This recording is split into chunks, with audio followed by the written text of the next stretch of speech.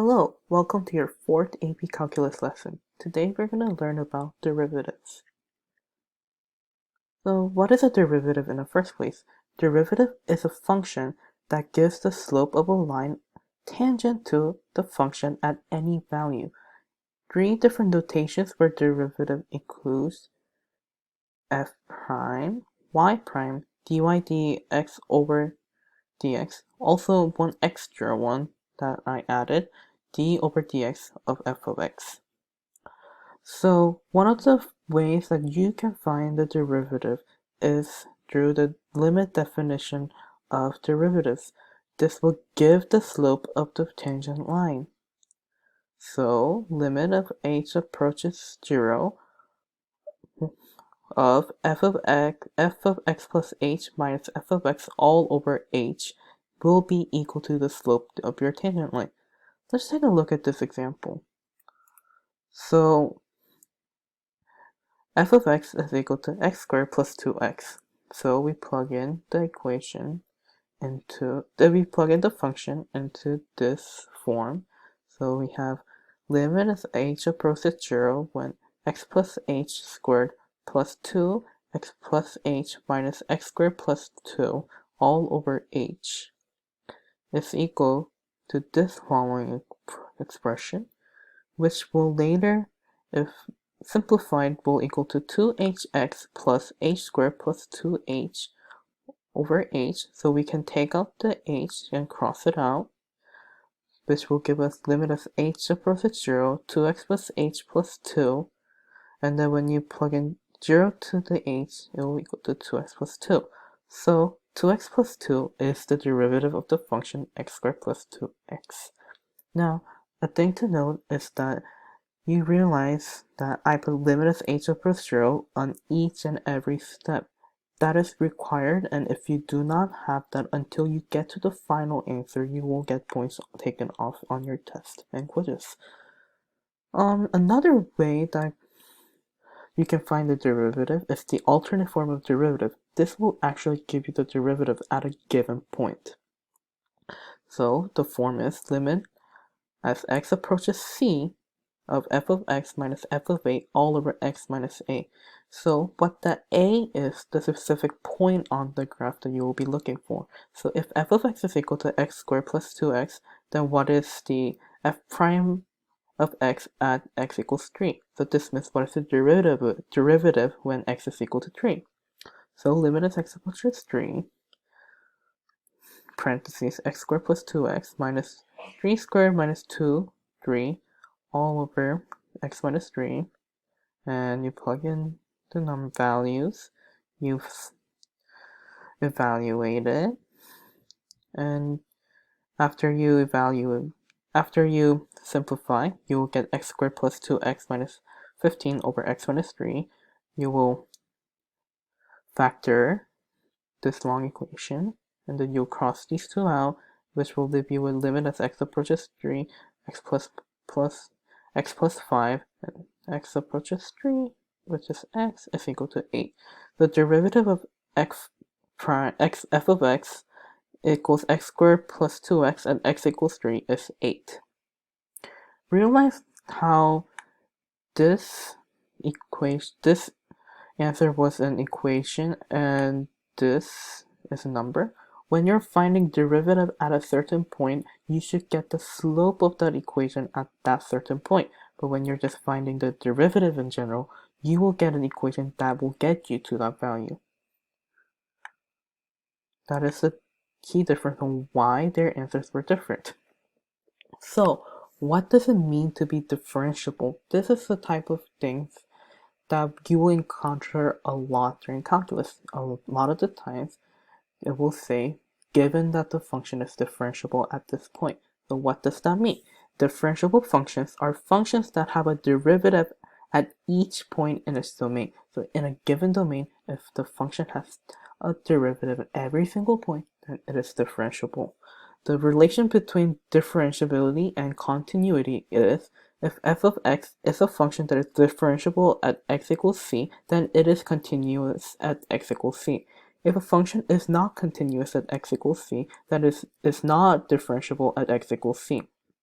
However, being continuous does not guarantee differentiability. So let's see in this graph over here. The absolute value of x minus 2 at x equals 2. So when you plug in this function into the alternate form of derivatives, you will get the absolute value of x minus 2 minus negative 2 over x minus 0, which will give you absolute value of x over x, and when you plug in 0, it will give you 0 over 0, which does not exist. So, however, the function is continuous, as you can draw this whole function with one stroke. So, this is one of those cases where it is continuous but not differentiable. So, looking at this graph here, you plug in the function into this form and this point into this form, and you get a number. And it is even continuous, so the function is continuous and differentiable. So after that, we have this function. If you plug in this specific value and try to find the derivative at this specific value, if you plug this equation into this form, you will eventually get an answer that does not exist because it will lead to, I believe, 0 over 0. And if you look at the graph, you can easily see that this graph is not continuous, so this function is continuous nor differentiable at x equals negative 5. So there are some rules people must know to find derivatives, and today we're going to discuss a few of them. First rule is constant rule. If f of x equals a and the a is real in all domains, then f prime of x is equal to 0. So basically what it means is that when the function is equal to a constant value and the constant value is one of the real numbers, then the derivative will always be 0. So f of x equals 7, the derivative of that will be 0. Constant multiple rule. If f of x is equal to a times x and a is all real numbers, then f prime of x is equal to a. So let's say you have f of x is equal to 99x, then the derivative will be 99. So when you have a constant and a variable right after it, then it will always just be the derivative of the first one. And then we have the power rule. This is where things get a little bit iffy and hard, but please follow along.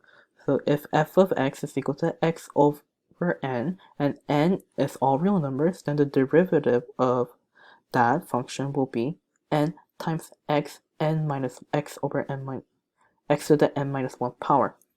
If f of x is equal to a times x over to the n power, then the derivative of that will be a times n times x to the negative n minus 1 power. So an example of this will be f of x is equal to 9x squared. The derivative will be 18x because you multiply the 2 to the 9 and x to the 2 minus 1, so it will be 18x. Let's see, this. It doesn't look like a exponent to you, but remember you can always change it to the x to the 1/5 power, and the derivative of that will be 1/5 x to the negative 4/5 because it's negative 1/5 minus 1, which will get you this value, 1 over 5 x to the 4/5 power. Another function example, let's see. 5x squared minus 9x. Oh no, we haven't learned how to do these yet. Well, don't worry. When it's separated by a addition or subtraction sign, remember that you do it separately. So you take this derivative and this derivative. So 10 times 2x, 2 minus 1, so 10x minus 9x, oh 9x, that's just the constant multiple rule, so 9. So the derivative will be 10x minus 9. So these rules are really, it comes really comfortable after you learn it, and these will be a lot of time saver because unless instructed, you won't have to use the limit definition way to find the derivative of a function. Knowing these rules can save you a lot of times when you go on in your calculus journey. Let's learn one more rule before we go. So product rule, d over dx, which is derivative of u times v, is equal to v times u prime plus u times v prime. So u and v are both functions. Looking at this might just be so hard, so let's look at an example. Function equals cubic root of x times x squared minus 7. So the derivative of this will be the derivative following, we will be following this rule to find the derivative. So in this case, I took the derivative of this first, and then we multiply this equation, and then on the next slide, we will multiply the derivative of this to the normal function of this. So unless told to simplify, you can leave it there, but when your teacher tells you to simplify, then go ahead and simplify even more. But this example is hard enough, so we are not going to bother simplifying it. So f of x is equal to x plus 5, x squared minus 1. Okay, let's take the derivative 1. Derivative of this, 1. Multiply the function, derivative of this, multiply that by the function, which will give you x squared minus 1 plus 2x squared plus 10x, which if we combine all of them together, which will give us 3x squared plus 10x minus 1. So f prime of x is equal to 3x squared plus 10x minus 1. Thank you for listening to me today, and hope you have fun studying calculus.